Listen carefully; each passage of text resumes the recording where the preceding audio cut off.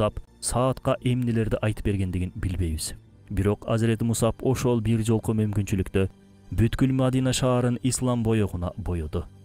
Самандашым, сиз да ушундай өлбөс ишенимге ээ болсоңуз, сизди өлтүргөнү келгендер да исламият менен тирилерин эч шек күмөнсүз кабылдаңыз. Мусаб бин Умайр Саад бин Муазды көргөндө ансыз деле дуасын кылган эле. Аллахым, ыхласымды арттыр, мени бул жаатта тереңдештир, Мадинадагы ушул эки кишиге исламды жеткизүүмдү насип кыл деген болчу. Анткени ыхлас болбосо сөздүн таасири болбойт. Ошол учурда Азирети Мусабтын билген аяттары азыркы көпчүлүк имамдар билген аяттардан да аз эле. Бирок адам Аллах десе, бирок чын ыхластан айтса, көптү билүүсүнө деле керек калбастыр. Мына Мусаб разияллаху анхунун ыхласы менен кыска мөөнөттө Мадина ислам чордонуна айланып жатты. Ал кеткенден 1 жыл өтүп жаңы мусулман болгон 75 киши менен Акабага келишкен эле. Азирети Мусаб пайгамбарыбыз саллаллаху алейхи вассаламга: "Я Расулалла, Мадинада ислам жеткизилбеген бир да үй калган жок" деди. Бул дегени Мадина исламият үчүн даяр дегени болчу. Ооба, Мадина шаары ааламдардын сыймыктуу пайгамбарын түбөлүккө коноктоо үчүн дап-даяр турган. Мусаб бин Умайр бул жалдануунун эң маанилүү каарманы катары тарыхта калды. Азирети Али мага бир тамга үйрөткөндүн 40 жыл кулу боломун деген экен. А бизчи, бизди ыйманга жетелеген кишилерге эмне кыла алабыз? Бул аймактарга дин алып келген адамдарга эмне кыла алабыз? Исламият уругу Меккеге эгилгени менен бүт дүйнөгө Мадинадан жайылды. Мадинанын исламият ташуусуна, башкача айтканда динибиздин ушул күнгө чейин жетип келүүсүнө Мусаб бин Умайр сыяктуу сахабалар себеп болушкан. Алардын ыхластуу ниеттери бүт адамдарды бир туугандаштырууга далбастаган аруу тилектерди, жалбарган дуалары бул жолдо төккөн кандары. Санап отурсаң, булардын баары исламдын жайылуусуна себеп болуп берген. Бир туугандаштыруу демекчи Азирети Мусабтын Бадыр согушунан кийинки көрсөткөн абалды алкоого татырлык. Бадырда мушриктердин 70-и өлтүрүлсө, 70-и туткунга түшкөн эле. Ошол туткундардын арасында Мусаб бин Умайрдын бир тууган агасы Абдул Азиз да бар болчу. Мудлич ибн Натха атындагы мадиналык сахаба Абул Азизди байлап жатканда Мусаб бин Умайр Азирети Мудличке: "Эй бир тууганым, сен бул туткунду бышык байла. Анын аябай бай апасы бар. Андан кунду жакшы эле өндүрүп алсаң болот" деди. Мусабтын бул сөзүнө ызалана түшкөндөй Абдул Азиз: "Каяктагы бейтааныш мадиналыкты бир туугандаштырып, өз бир тууганыңды чанып салдыңбы?" дегенде Азирети Мусаб: "Бизди бир тууган кылган бир атадан бир энеден туулгандык эмес. Бизди бир туугандаштырган бул Аллахка ыйман келтирүү" деп айткан. Туура. Бадий заман айткандай, бизди бир тууганыбыз менен бир тууган кылган ата-энебиздин бир болуусу болсо, мусулмандар менен бир туугандаштырган жип жаратканыбыздын, сыйынуучубуздун, кыблабыздын, пайгамбарыбыздын бир болуусу. Бедүй заман Сайдын Үрсү бул тизмени миң-миңдеп, жүз-жүздөп санайт. Бирок биз убактыбыздын тардыгына баарысын санап чыга албадык. Күндөр бири-бирин кубалап, мусулмандар канчалаган тоскоолдуктарды ашып жатышты. Бадыр жеңиши аяктап, эми мусулмандарды өткөөл бир учур күтүп турган. Ошол учур Ухуд учуру эле. Жүрөктөрдү какшата турчу күн. Кылымдар бою сүйүктүү пайгамбарынын көз жаштарына орток боло турган миллиондогон мусулмандын жүрөгүн сыздаткан дал ошол Ухуд. Ооба, окуябыз кусалык, пайгамбарынын окуясы кусалыктын окуясы. Ухуд согушун мусулманмын деген ар бир киши аздыр көптүр билет. Ошол күнү мусулмандардан 950 адам каршы тарапта 3000ден ашуун мушрик менен беттешүүнүн алдында турган болчу. Согуш алдында 300 мунафык мусулман ордосун таштап, согуштук маанайга терс таасир берди. Бүгүн деле иштин алдында же кызматтын башында таштап кетүү ушуга окшош. Артта калган адамдардын ишке болгон шыгын канчалык сындыраарын сиз сезе билсеңиз керек. А бирок мусулмандар агада болбой, Бадырдагы сыяктуу жүрөктөрүн шейит кетүү үчүн мөөрлөштү. Мусаб бин Умайр өзүнүн пайгамбарыбыз саллаллаху алейхи вассаламга абдан окшошуп кетерин билчү. Анын ордуна курман болууну ойлоп койду өз ичинен. Ошол себептен пайгамбарыбыз саллаллаху алейхи вассаламдын соотуна коёндой оп-окшош соот кийди. Соотун кийген кезде баары аны Расулуллахка окшотуп жатып калышты. Ансыз деле Мусабты каалаганы да ушул болчу. Пайгамбарыбыз саллаллаху алейхи вассаламдын чачынын кылына зыян келгенден көрө денелерин тилим-тилим, бөлүк-бөлүк болуп тилингендиги артыгыраак деди. Ушунчалык сүйүшөт эле сахабалар, Аллах элчисин. Мусаб бул жүрүштө колуна туу кармап, асабачы милдетин алды. Ага да ушул жарашмак. калкан болгон болчу пайгамбарыбыз саллаллаху алейхи вассаламдын алдында. Мусулмандар дал ошол Бадыр күнүндөгүдөй мушриктерди тырым-тыракай кылып кылычтап жаткан. Бирок бир учурда бир кайдыгерлик орун алды. Пайгамбарыбыз саллаллаху алейхи вассаламдын ордуңарды такыр таштап кете көрбөгүлө. Кузгундардын эттерибизди чокулап жаткандыгын көрсүңөр дагы ордуңардан эч жака жылбагыла деген жаачылары согуш бүттү деп ойлошуп, олжолордон артта калбайын деген ойдо ылдый чуркашты. Ушуну эле күтүп турган Халид бин Валид сарбаздары менен дөңсөөнүн артынан мусулмандарды курчоого алды. Заматта абал өзгөрдү. Салгылашуунун экинчи бөлүгү башталды. Мусулмандар оор жоготууларга учурай баштады. Согуш катаалдашкан сайын Расулуллахты коргоп турган тирүү калканда урай баштаган эле. Сахабалардын катары бара-бара суюлуп, согуштун жыйынтыгында маалым боло түштү. Ошол күнү жалпы 75 шейит бердик. Сахабалар көксөгөн шейиттик суусунан жутуша көккө көтөрүлүп жатышты. Бир мушрик пайгамбарыбыз саллаллаху алейхи вассаламды өлтүрүүгө катуу бел байлап, артынан сая түшкөн болчу. Бир аз калса максатына жетмек барким. Капыстан бир жигит чыкты алдынан. Ал Мусаб бин Умайр эле. Ал өз жанын Хабибуллахты коргоо үчүн садага чапмак.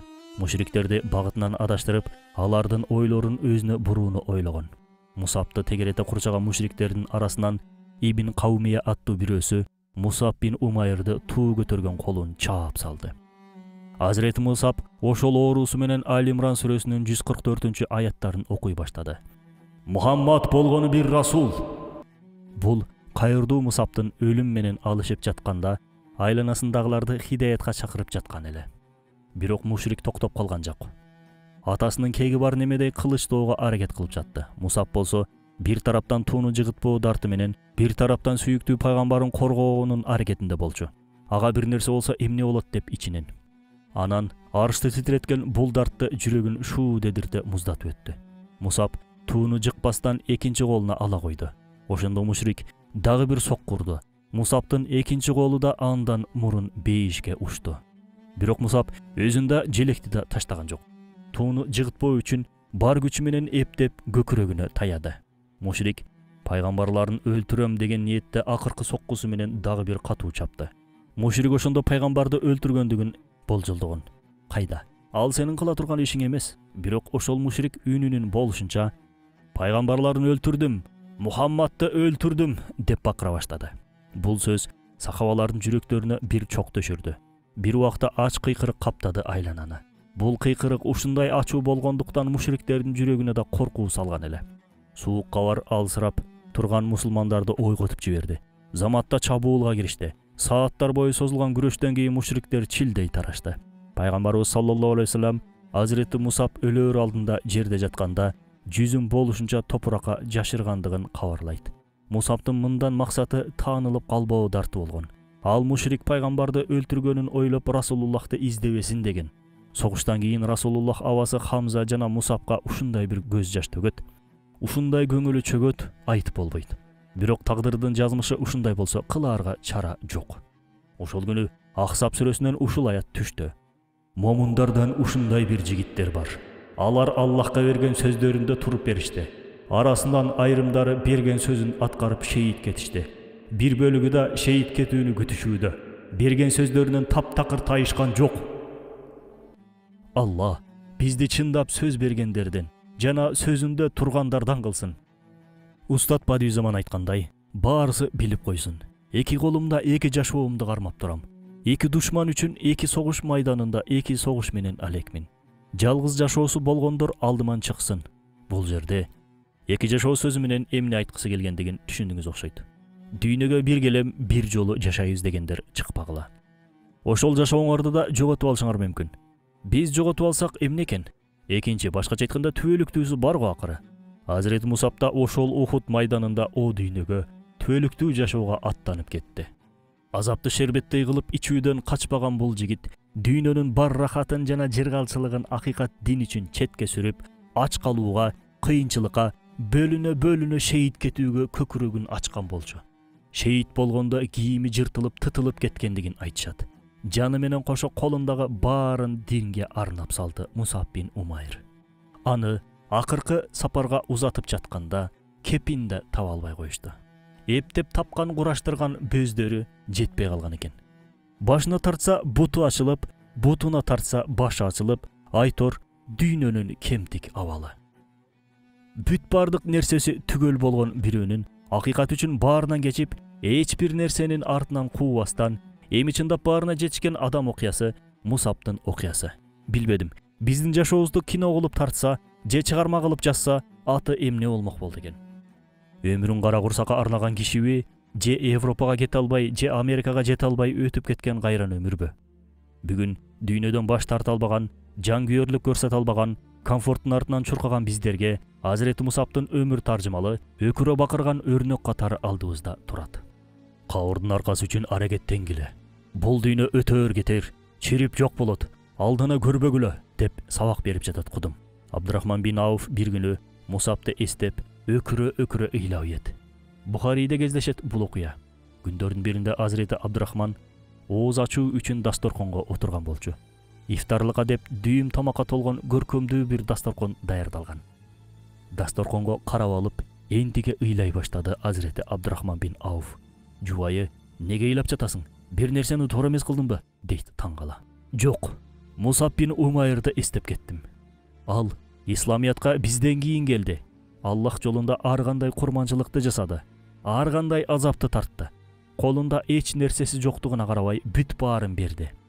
Бүт нерсесин берип, эч нерсеси калбаганда азыр түбөлүктүү ааламда бүт нерсени эми чындап тапты. Ал мусулман болгон кезинде кийиминде асыл таштар, алмаздар бар болчу. Бирок арадан жылдар өтүп Ухудта шейит болгондо болсо, аны көмөөргө бир кепини да жок эле. Кепин таба албадык. Башын жапсак буту ачылат, бутун жапсак башы ачылат. Ал дүйнөнү колу менен нара түрттү. Ислам үчүн колунан келген баардык жигердүүлүктү жасады. Жасагандарынын биринде ооз урунуп көрбөстөн жалаң гана жапасын тарта көчүп кетти. Биз болсо ооз урун көрүп отурабыз. Баардык амалдарыбыздын акысын бул дүйнөдө эле жеп бүтүрүп, акыретке эч нерсе калбай калабы деп коркуп жатам, деген экен Абдурахман бин Ауф. Өзүңүз бир ойлоп көрүңүз, о менин бир тууганым. Бул сөздөрдү айтып жаткан Ашарай Мубашарадан, башкача айтканда бейишке кирүүсү сүйүнчүлөнгөн 10 сахабанын бирөөсү. Биздин бейишке эч кандай кепилдигибиз жок болгондугуна карабай, камырабай жүргөндүгүбүздүн сыры эмнеде? Бизге эмне болду да дүйнөгө бой таштадык? Колубуздагы нерселер кантип бизди колго киргизип алды? Өзүбүздү дүйнөгө көмүп салдык. Арине, каяка шашылабыз? Ансыз да дүйнө бизди көмүп тынат. Эмне үчүн мынчалык дүйнөгө алдандык? Ишке, ашка, дүйүм окаттуу дасторкондорго, рахатка көз каранды болуп калдык. Бала чакага байланып калдык. Жаныбыздагы мусулмандардын ыйын кулак сыртынан өткөрүп, рахаттын артынан чуркагыдай бизге эмне болду? Эмне болду мынчалык жүрөктөрүбүз таштан да катуулашып кетти? Бизге эмне болгондугун келиңиздер Азирети Абу Бакыр разияллаху анху ачыктап берсин. Азирети Абу Бакыр халифалыгы учурунда ага бир чыны муздак суу берилет. Бир чыны муздак суу эмне болуп калыптыр, туурабы? Ооз ачарда бир канча жутум ууртап, көздөрүнөн мончок боло жаш тама баштайт. Ушундай кыйкыра ыйлагандан айланасындагылар да жашый түшөт. Бир канча убакыттан кийин достору сени мынчалык ыйлаткан эмне деп сурашат. Ошондо пайгамбар халифасы ушинтип жооп берет. Бир күнү Расулуллахты алдындагы нерсени колу менен шилтеп, ары кууган сыяктуу көрдүм. Менден алыс тур, кет ары деп жатты. Я Расулалла, бирөөнү кууп жаткандай көрүнөсүз, бирок бул жерде эч ким жокко деп сурадым. Ошондо дүйнө баардык шаан шөкөтү менен жасанып алдыма чыкты. Анан өзүн мага кабыл кылдыртууга аракеттенди. Мен да ага менден ары кет дедим. Анан ал кетип жатканда мага Аллахка ант ичип айтам. Сен менден кутулсаң да, сенден кийинкилер чеңгелимден кутула албайт. Сага сөзүмдү кабыл кылдыра албадым, бирок кийинкилер артымдан чуркайт деди. Мына ушул бир чыны суу менен дүйнө мага өзүн сүйдүрдүбү деп кабатыр болуп ыйлап атам, деген экен. Сиз да, биз да өзүбүздөн бир сурап көрөлү. Дүйнө бизге өзүн кабыл кылдырдыбы? Алдангандардан болгон жокпузбу? Алла бизди алдангандардан кылбасын. Азирети Мусаб сыяктуу Аллахтын ыраазычылыгын көздөп, кабырдын ар жагы үчүн аракеттенгендерден кылсын. Амин.